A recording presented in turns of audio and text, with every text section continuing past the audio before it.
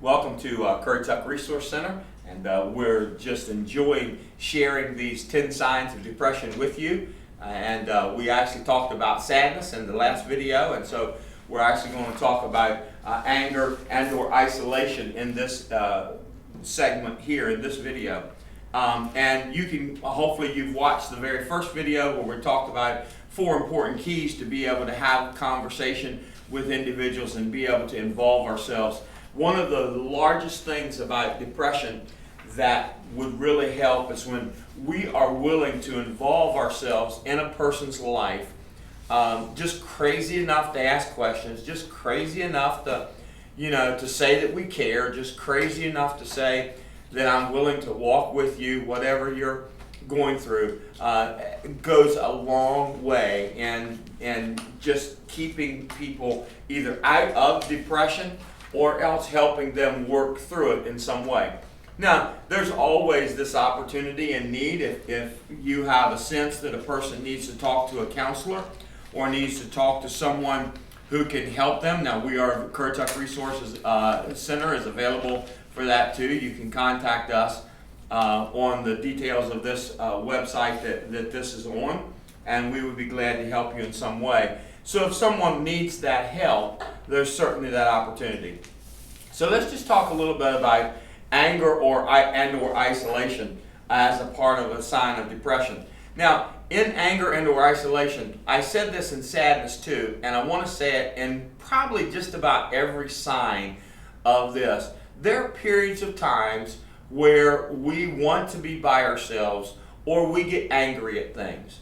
I'm not talking about those things, although if there is anger and or isolation in some way, shape, or form that happens periodically or happens very close together, it may not be depression, but there may be something that you need to work on or need to suggest or somehow help someone get some help for those things.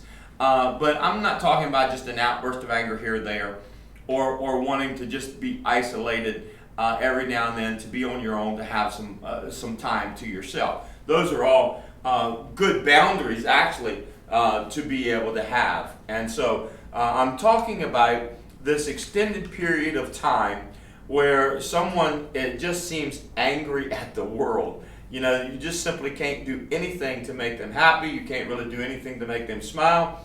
Every little thing sets them off. And it really, depression actually does that. In a lot of cases, depression actually changes a person's ability in some way to cope with the things that they ordinarily would cope with. And so some things that would be socially appropriate, and we want to do some videos on how to interact socially as well, but that's for another time. But when we come to anger isolation, we're really talking about something that a person does that is really, we know, or other people know, is socially inappropriate, whether that be in a large group setting, in a family setting, in a work environment. It doesn't really matter what the environment, but where there's this constant underlying anger. Depression can also suppress a willingness to deal effectively with conflict, and that doesn't matter whether it's a mild conflict or whether it's major. We have built-in mechanisms that we can be taught to be able to how to deal with conflict, and it's something that there are plenty of other programs out there, and we also are going to do some conflict resolution videos upcoming soon, and so that this is something that we need to learn how to do. Most of us are taught in some simple way to be able to handle this conflict in our lives, and we also need to deal with forgiveness would be another one. But when we see depression, we're looking at things that are constant, where there's either this explosive anger that is constant, or there's this pulling away that used to happen, or that is different than what used to happen with individuals. particularly in the area of conflict, particularly when there's a struggle or a challenge in their life, or something goes wrong in some setting at work or at home. And so you'll see a person that maybe used to be angry and now wants to just walk away from conflict, or vice versa. And we can begin to understand. Now, we're going to talk a little bit again about the see and hear. The see and hear is things that where you and I can interact with other people to help other people, as we have said in other videos. But the list that we're talking about when it comes to anger or isolation is really our signs that are within depression or isolation that we can see spiral downward or cycle with a greater intensity. And so maybe someone would have had a explosive anger segment, and then they would have been able to say they're sorry, and they would have been able to work through that conflict. And now you see them not doing that, and that the explosive things get closer and closer together, and they're louder and louder. Or in the case of isolation, it's just the opposite, where a person used to be able to engage in conflict, and now they're drawing away, to the point where they don't even want to be a part of it. So we see this cycle that continues to get worse. We talked last video a little bit, and I'll mention it again, about the beginning clock. In other words, if there's an event or something, a tragedy that happens, or something that happens, it's a time when we need to start our clock ticking that this may have caused or is leading to, and so we can get that person help, or if it's ourselves that we're working with, we can get some help to deal with that event, and a lot of that will dissipate as you learn to deal with those things. A lot of the anger, frustration, isolation will begin to dissipate, and you certainly can help an individual, or you can help yourself stay away from the depths of depression that can so easily get us caught up. So let's just talk about some see and hear things as we go through this. Irritability in small and large situations that can make a person to be difficult to be around.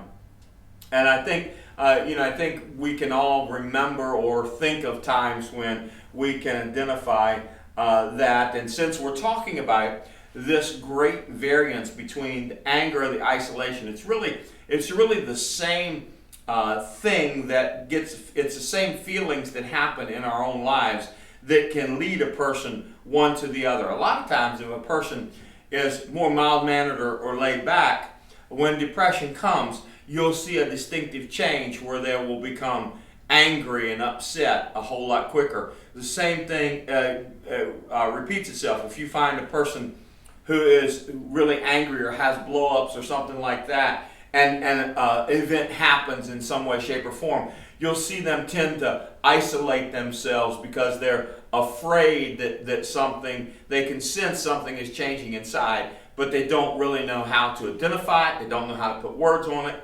And that's where it helps so often for us as friends or family or co-workers, where we can not be condemning in any way, but we can have these open conversations of caring and openness to help that person understand and express where they're at. So these irritabilities that we're talking about is the short-tempered. In other words, what used to be a long time maybe for the person to get to a place of expressing anger, now all of a sudden becomes instant. Same thing. A person used to be able to just simply take away a little bit of time for themselves, and now that's all they want to do. And so it's kind of this all or nothing that you begin to look at. When it comes to isolation, very seldom does isolation occur with one or two people. In other words, isolation, when we talk about isolation, we're really talking about a person who just simply wants to be by themselves. Now, we'll talk about self-loathing and some other signs in future videos, but this is a reason why we talk about those other signs as we get to them. because a person often, when they begin to isolate, they want to have some self-talk to themselves about how bad things are, or how bad someone else is, or how bad the situation is. And they can have that self-talk when they've drawn away, because nobody's asking any questions, nobody's caring about them, nobody's worrying about them in some way, shape, or form, so they can have those self-talk conversations. When it comes to anger, it's a little bit different. The feelings are the same in the sense that a person does not want in some way to blow up, but they don't know how to express the anger that they're feeling.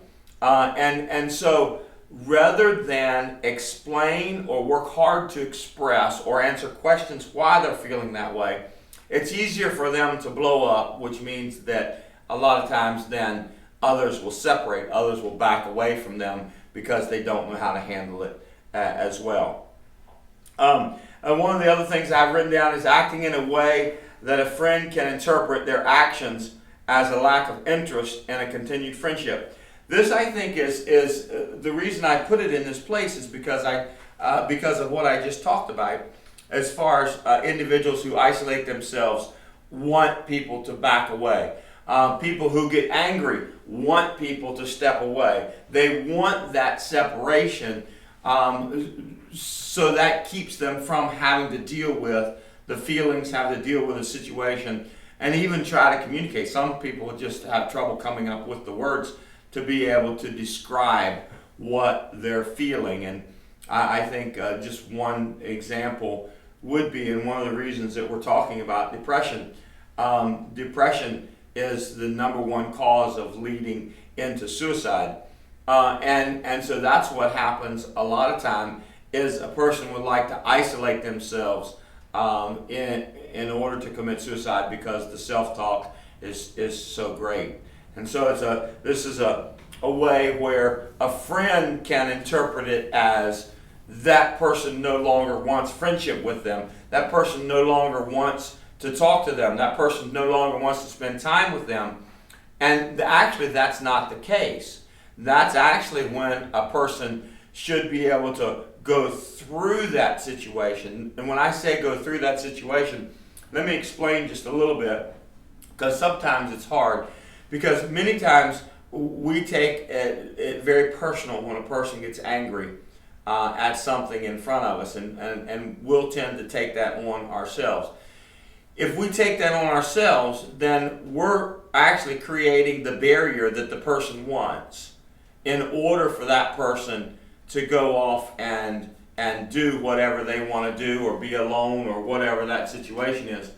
And so it's not always good to necessarily confront directly at the time that they're angry, but it's not good either to just walk away and say, wow, that person no longer wants a friendship with me, because that person may need you to walk closer to them. That person may need you to talk to them. And so a lot of times we need to kind of get over ourselves. We need to kind of get rid of this taking stuff personally, and begin to put the other person first, their needs, their desires first, so that we can help them walk through that. And that's really hard sometimes, particularly if it's it's interesting, particularly if it's a person that you deeply care about or you love in some way, shape, or form. It's hard because you want to you begin to feel that rejection. And most of the time that rejection is something that you are experiencing internally, not the other person implying that on you. And so it really helps sometimes if we can learn within ourselves to, as we learn to be better helpers, as we learn to be better supporters and encouragers, it really helps for us to kind of, in the counseling world, it's kind of called the thick skin. To have that thick skin to where those words that the person says to me doesn't really cut to me to where they don't hurt me. I need to deal with them in my own life, and that way I can engage the person and help them in a lot of ways. And so that's very important. And then, of course, the last one is avoiding people who they once enjoyed being around. And I just want to say something about this because it's kind of difficult sometimes, but sometimes in life there are lengths of friendships or times of friendships. Now, sometimes those friendships last at a distance, sometimes they last close, but life gets busy, life changes. Let me just give you a quick example to help you understand this, what I'm trying to say. Say, for example, you have two married couples that enjoy spending time together and love doing things together, and one couple got pregnant and had a child, and now all of a sudden they don't do the things that they used to do together. They don't spend the kind of time together. That's because the one situation changed. It doesn't mean that they're not friends anymore, but what it means is they're busy raising a child. And so you have to respect the time that they need to do that. And so that's one of the things that, and there are many other examples that we could give, but it's very, very important to understand that what we're talking about here in anger and isolation is a person who is really hurting and who is specifically drawing away or specifically angering in every situation so that separation occurs. Where this happens consistently is where we need to step in or work to try to find somebody that can help. And so that's what I'm talking about. But we need to know that not every situation, not every friendship that was once close that gets separated just a little bit because of life circumstances and happenings doesn't mean that person doesn't like you, doesn't want to be around you. And so we need to work as individuals to learn how to cope, how to understand what we are feeling and thinking so that we can be available and aware when people need our help.